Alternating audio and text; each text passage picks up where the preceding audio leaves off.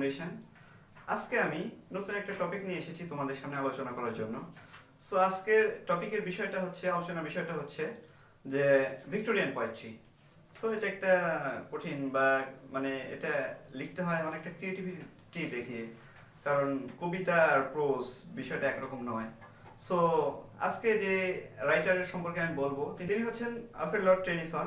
So তার একটা প্রশ্ন নিয়ে আমি আজকে আলোচনা করব। সেই প্রশ্নটা হচ্ছে, discuss Alfred Lord Tennyson as a representative poet. Discuss Alfred Lord Tennyson as a representative poet. অর্থাৎ রিপ্রেজেন্টেটিভ বলতে আমরা কি বুঝি, এটাকে তোমাকে ফার্স্ট বুঝতে হবে।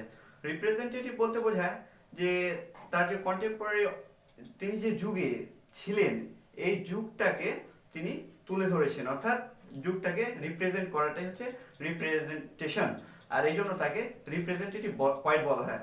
আর একটু যদি ভালো করে খেয়াল করো তাহলে দেখতে পাবে যে ভিক্টোরিয়ান যুগে যে নামকরণটা করা হয়েছিল এটা কুইন ভিক্টোরিয়ার নামে।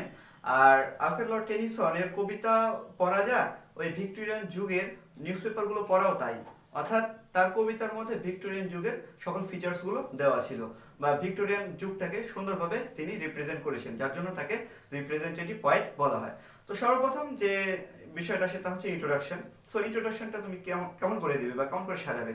সর্বপ্রথম তুমি দিবে, আমরা যেটা বারবার বলছি, অথরের লাইফ ডিউরেশন, অর্থাৎ আলফ্রেড লর্ড টেনিসনের লাইফ ডিউরেশন। তার লাইফ ডিউরেশনটা হচ্ছে 1809 থেকে 1892। আমি আবার বলছি 1809 থেকে 1892।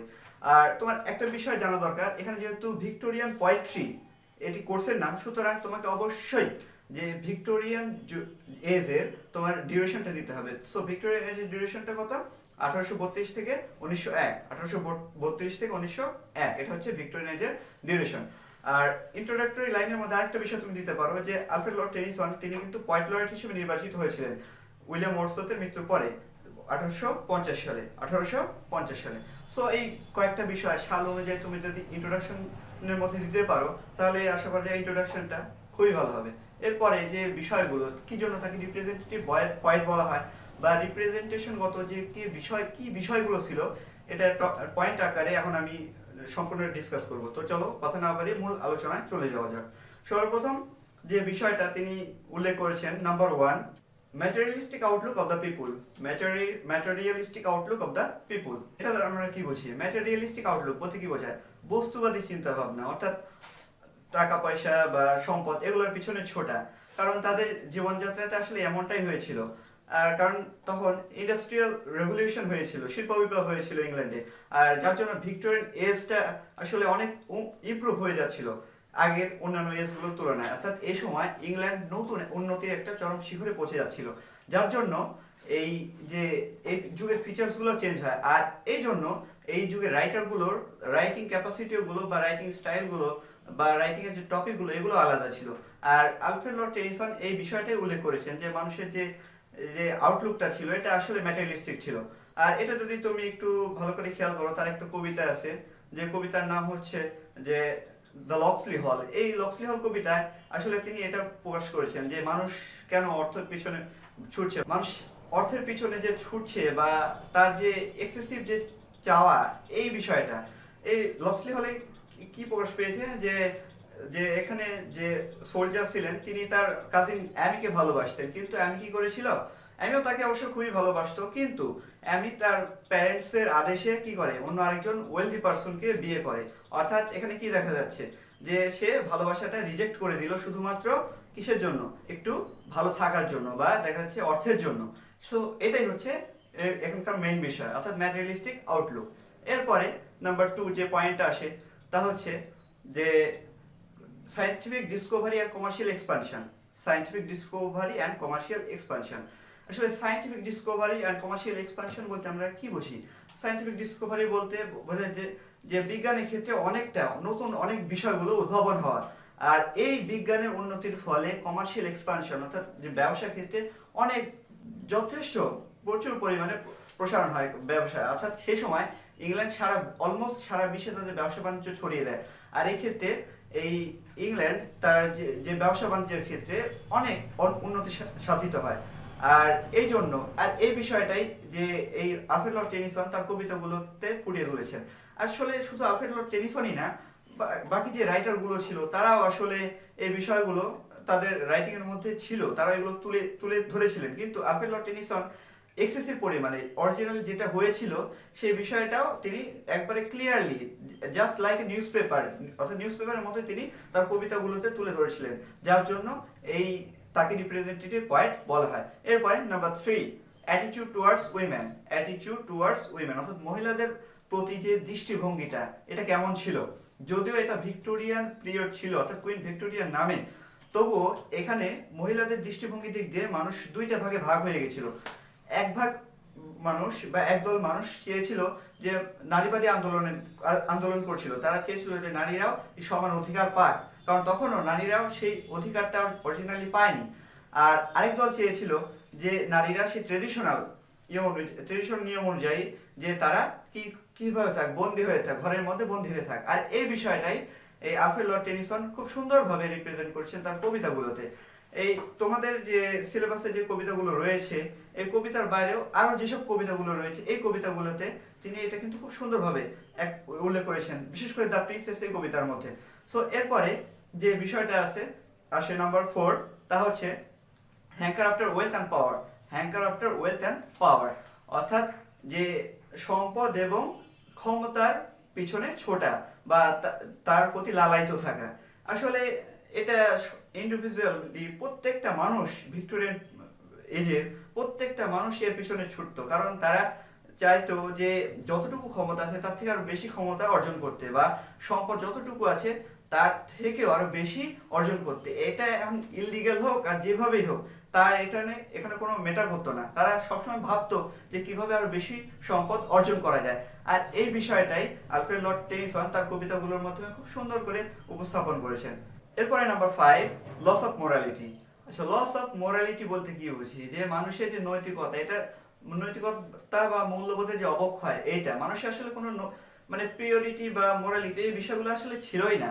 কারণ ধর্মেও আসলে যার জন্য কনফ্লিক্ট হচ্ছিল, যে সায়েন্স অ্যান্ড রিলিজিয়ন মানে সায়েন্টিফিক ডিসকভারির কারণে এই সায়েন্স অ্যান্ড রিলিজিয়নের মধ্যে কনফ্লিক্ট তৈরি হয়ে গেছিল, দ্বন্দ্ব তৈরি হয়ে গেছিল। আর যার জন্য মানুষের এই মোরালিটিটা এটা প্রচুর পরিমাণে কি হয়ে গেছিল, আউট হয়ে গেছিল মানুষের মধ্যে থেকে, অর্থাৎ এই মানুষের মধ্যে ল্যাকিংস অফ মোরালিটিটা এটা ট্রেসেবল হচ্ছিল। আর এই বিষয়টাই খুব সুন্দরভাবে তিনি উল্লেখ করেছেন, যার জন্য বিভিন্ন যে সায়েন্স এন্ড রিলিজিয়নের মধ্যে যে কনফ্লিক্ট, এটা হচ্ছে ডাউট এন্ড ফেইথ, এই বিষয়গুলো আসলে আসে, যার জন্য এই আলফ্রেড লর্ড টেনিসনকে পয়েট মানে রিপ্রেজেন্টেটিভ পয়েট বলা হয়, কারণ এই বিষয়গুলো তিনি খুব সুন্দরভাবে তার কবিতাগুলোতে উল্লেখ করে দিয়েছেন।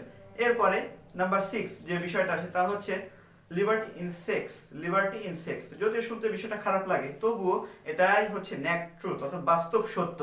যে আসলে একটা বিষয় তার এটা সম্পর্কে বলার আগে একটা বিষয় বলতে চাই, যে বাংলাদেশ বর্তমানে কিন্তু এই ভিক্টোরিয়ান এজে বিলং করছে, কারণ সেক্সের ক্ষেত্রে আসলে সেই সময় কিন্তু লিবার্টি ছিল। কারণ ছেলেরা চাইতো মানে তাদের জীবনে বৈবাহিক জীবনে কোনো তাদের ছিল না, সুখ ছিল না, শান্তি ছিল না, বা তারা এই জীবনটা চাচ্ছিল না, তারা ইললিগ্যাল লাইফের মধ্যে জড়িয়ে যাচ্ছিল, ইললিগ্যাল রিলেশনশিপ অফ লাভ এর মধ্যে জড়িয়ে যাচ্ছিল। অর্থাৎ দেখা যাচ্ছে কি যে একজন ছেলে 2-4টা মেয়ের সাথে ঘুরছিল, আবার দেখা যাচ্ছে একজন কারো ওয়াইফ সেও কি করতো, বিভিন্ন পার্টিতে যাচ্ছিল বা ক্লাবে যাচ্ছিল বা 2-4টা ছেলের সাথে সম্পর্ক রাখছিল। এক্ষেত্রে তাদের যে সেক্সুয়াল যে প্লিজার তাদের ক্ষেত্রে এইটাই সবচেয়ে বেশি ছিল, এখানে বৈবাহিক সম্পর্ক কোনো দাম তাদের কাছে ছিল না। আর এটা বর্তমানে বাংলাদেশে বিলং করছে, কারণ বাংলাদেশে বর্তমান প্রেক্ষাপট আসলে এমনটাই। সো বলতেই পারো যে বাংলাদেশ বর্তমান ভিক্টোরিয়ান এজে বিলং করছে। এরপরে নাম্বার 6 যে পয়েন্টটা আসে তা হচ্ছে thirst for adventure. Thirst for adventure অর্থাৎ অ্যাডভেঞ্চারের প্রতি তাদের যে একটা তৃষ্ণা এটা ছিল। আসলে আলফ্রেড লর্ড টেনিসনের একটা কবিতা দ্য লোটাস ইটার্স, এখানে দেখা যায় যে ওডিসিসের লাইফ তার জীবনী আসলে তিনি কিন্তু যে তার জীবনে যে কোনো জায়গাতে কোনো স্থির ছিলেন না, আসলে তার বৈবাহিক জীবন ভালো লাগতো না।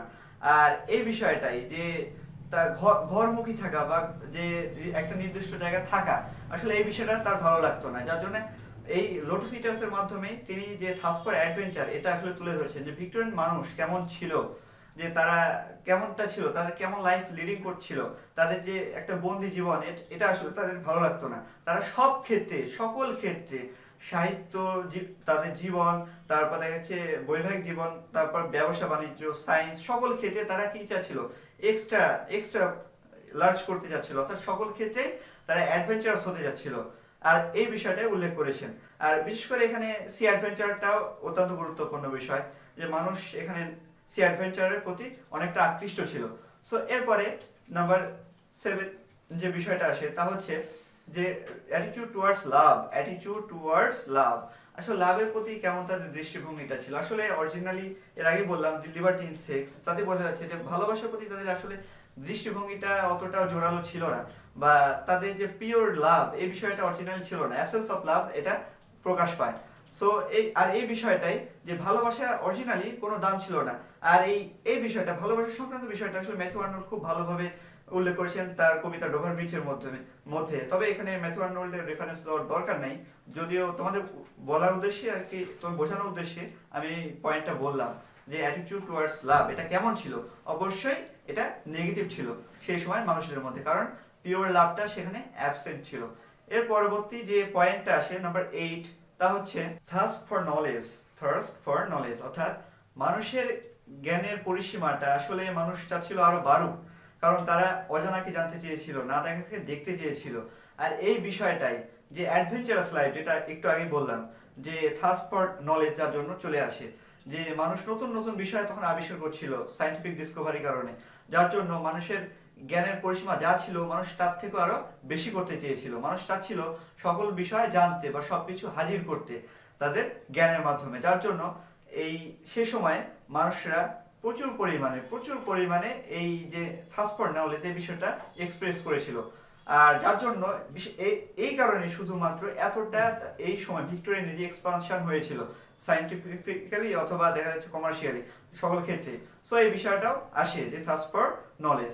সো এই 8টা পয়েন্ট আমি বললাম, তো আশা করি এই 8টা পয়েন্ট যদি তুমি লিখতে পারো তো অবশ্যই ভিক্টোরিয়ান এজটাকেই তোমার রিপ্রেজেন্ট করা হয়ে যাবে আলফ্রেড লর্ড টেনিসনের মত অনুযায়ী। সো যদি লেকচারটা ভালো লেগে থাকে তাহলে অবশ্যই লাইক দিবেন, কমেন্ট করবেন এবং তোমার বন্ধুদের সাথে তা শেয়ার করবে, যাতে তোমার বন্ধুরাও এই লেকচারটা শুনে উপকৃত হতে পারে। আর অবশ্যই তুমি যদি আমাদের চ্যানেলটি সাবস্ক্রাইব না করো তাহলে অবশ্যই সাবস্ক্রাইব করবে, আর যদি তুমি সাবস্ক্রাইব করে থাকো তাহলে তোমাকে আমাদের পিআরসি ফাউন্ডেশনে welcome. So best of lakh.